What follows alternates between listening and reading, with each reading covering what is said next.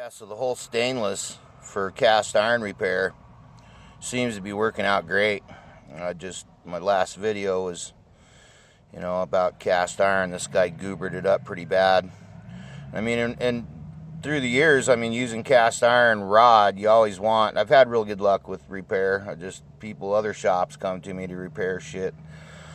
I've had real good luck with it, but if you're using the regular cast iron rod, it's quite the process. You need everything clean, you need your shit beveled. You want the highest nickel you can get, like a 99% nickel rod to buttering passes. Buttering pass is when you put a pass on this side here where it's broke, and then the other side where it's broke, and then you connect the two after you've buttered them. You can go with like 50-60% nickel and fill it up the rest of the way, and the rod's a little bit cheaper. But the whole time you got to have 700 degrees minimum for preheat, and then some temp sticks to monitor your stuff. And then each bead I do with cast rod, I'll use the air slagger when I'm done. The old timers called air slaggers shot peeners. That's because when that air slagger's sitting there rattling on the steel, it's helping relieve the stress in the steel from the heat input and everything from where you welded it. So usually if I'm using regular cast rod, I'm beveled, I'm preheated to 700, I'm monitoring the temp with temp sticks. I'll do a pass and then bring it back up to 700 plus, do another pass, make sure I'm at that 700 plus, and then when I'm all done, I'll wrap the whole thing up in insulation and just leave it for the night so it cools slow. The post-heat treatment's almost more important than the preheat. If you don't cool the cast steel or cast iron down real slow, it'll crack before you get your leads back in the truck.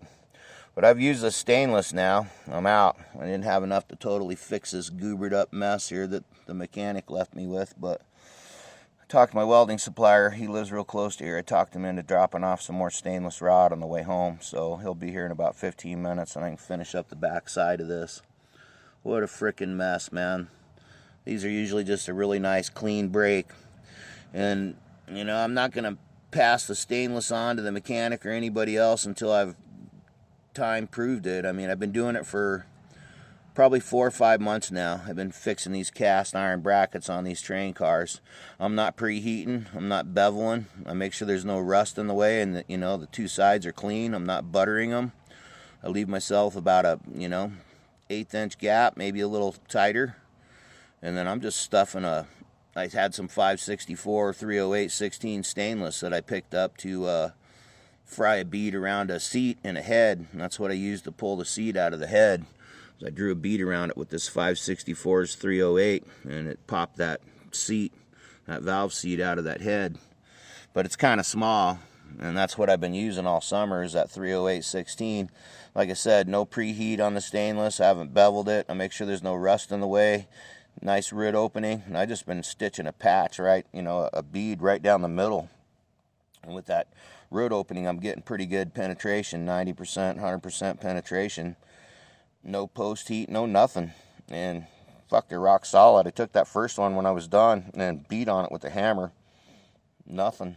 It seems real good, but until a full year's gone by and I'm seeing they're still out there and it's still holding out, then I'll make that the new process for cast iron, just cold welding it with stainless. But you really, if you're doing it properly with the cast rod and stuff, there's a checklist of about 6-7 things you got to go through, or your shit's gonna fall apart before you're back in the truck leaving the job site. I've seen it before.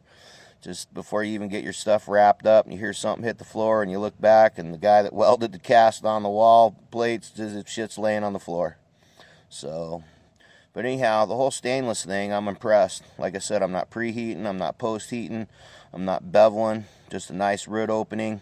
That 564, so I got it dialed up a little hot, but it seems great, man. So this guy actually used, I showed the mechanic, the way to tell cast iron and cast steel is you can torch cast steel, but you can't torch cast iron.